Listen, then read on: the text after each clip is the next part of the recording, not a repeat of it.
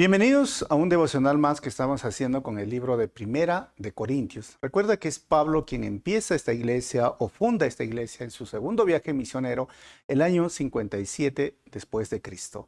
Regresando de ese viaje, al frente había una ciudad que se llamaba Éfeso, que los dividía en mar Egeo. Él responde muchas preguntas y escribe a esta iglesia que tenía tantas preguntas y sobre todo conflictos respecto a su autoridad apostólica, conflictos respecto a puestas a apóstoles que surgieron, inmoralidad sexual, temas de disciplina, temas de la soltería, el matrimonio, que todo esto ya lo hemos visto en los devocionales anteriores. Y si es primera vez que te conectas, tenemos versículo por versículo más de 300 devocionales y más de 500 videos de estudios bíblicos de 45 minutos. Pero hoy vamos a estudiar este versículo, capítulo 11, versículo 1, que habla sobre imiten a aquellos que imitan a Cristo. ¿Cómo es eso? Versículo 1 dice, y ustedes deberían imitarme a mí, así como yo imito a Cristo. Eso es todo lo que hoy día nos dice la palabra del Señor, y esto es dos puntos muy importantes y relevantes para que podamos nosotros el día de hoy entender. Que le imiten a Pablo, así como él imita a Cristo. Y esto debería ser lo que nosotros llamamos mentor o mentoría.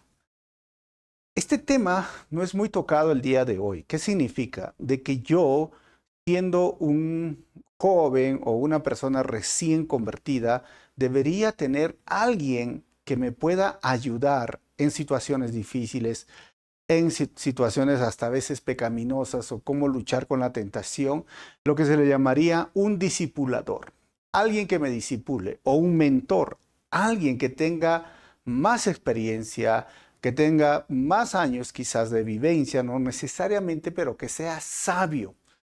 ¿Y cómo puedo determinar quién puede ser un mentor o una mentora? Y siempre yo digo que tu mentor o tu mentora debe ser alguien de tu mismo sexo para evitar conflictos, a veces emocionales o sentimentales.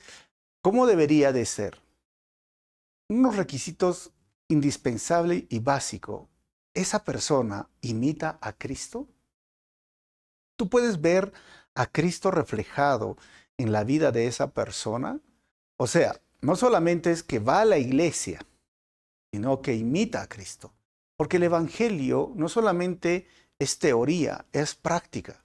No solamente es tener fe, sino es vivir en constante fe. Y constante fe en las promesas de Dios. Y no solamente es eso, sino es invitar, el Evangelio es invitar a una persona, es Cristo, a morar en nuestro corazón y que seamos templo del Espíritu Santo y que los frutos del Espíritu Santo se muestren en mi vida, porque el cristiano va a ser conocido por sus frutos y no por sus talentos o dones o asistir a una iglesia. Asistir a la iglesia no es un don. Sí debo de ir, es importante congregar, pero no es un fruto. Y lo último es realmente vive como Cristo vivió en el mundo. Esa persona entonces es apta para que sea tu mentor o tu mentora. Y bien, el lado también complementario.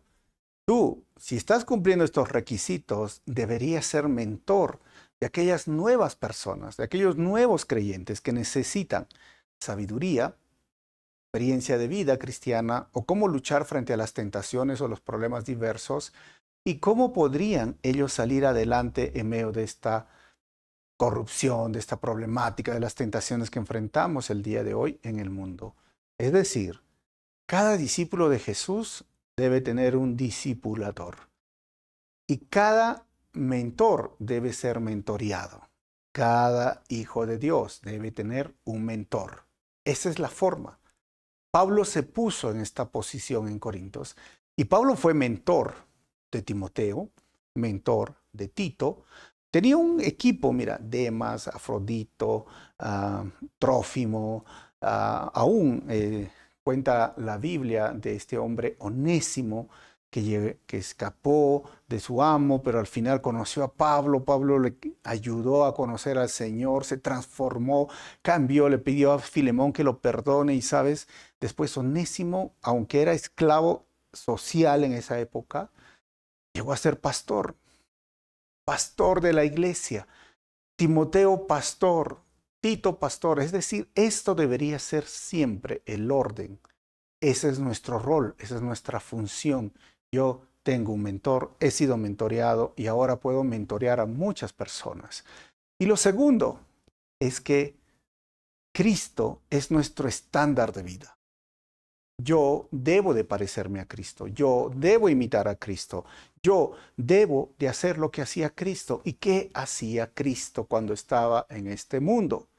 Cumplía la misión de Dios. ¿Y qué es la misión de Dios?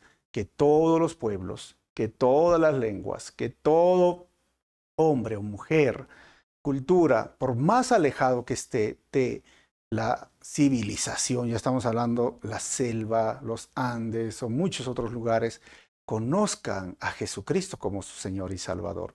Y no solamente conozcan, porque, ¿sabes? Hay lugares donde no saben, no conocen la primera venida de Jesucristo. Mientras que en Latinoamérica y en el Occidente discutimos temas de la segunda venida de Cristo, ellos ni siquiera conocen la primera venida de Cristo.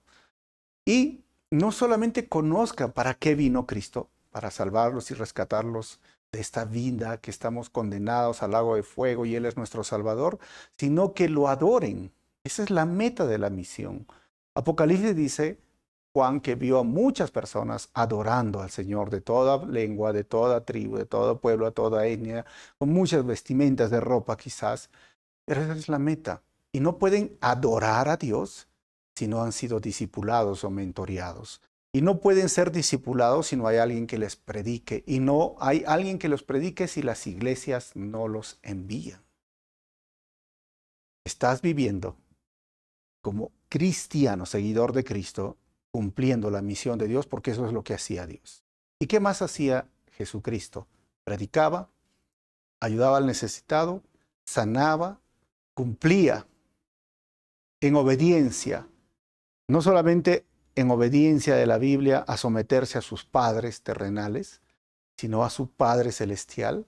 Él fue la persona que nos enseñó cómo deberíamos amar con un amor incondicional, cómo nosotros deberíamos el día de hoy movernos alejados del pecado y vivir una vida santa y soportar el sufrimiento aún en medio de lo que nosotros a veces no entendemos, pero Él dijo que se haga tu voluntad, Padre, y no mi voluntad. Él pasaba horas orando, conversando con el Padre. Él pasaba horas enseñando a los discípulos. Él también pasaba en las casas, comía en las casas, estaba en una boda. Él se relacionaba con las personas. Él es el ejemplo y nuestro estándar de vida como cristianos. Recuerda, el Evangelio no solo es un mensaje, no solamente es somos templo del Espíritu Santo y ese mensaje, esa persona mora en nosotros, sino es vivir como esa persona, quien es Cristo. Por eso nos llamamos cristianos.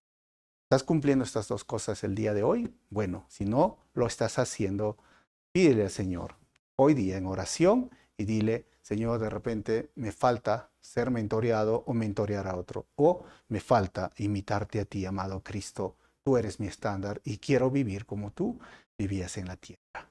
Nos vemos en el próximo devocional.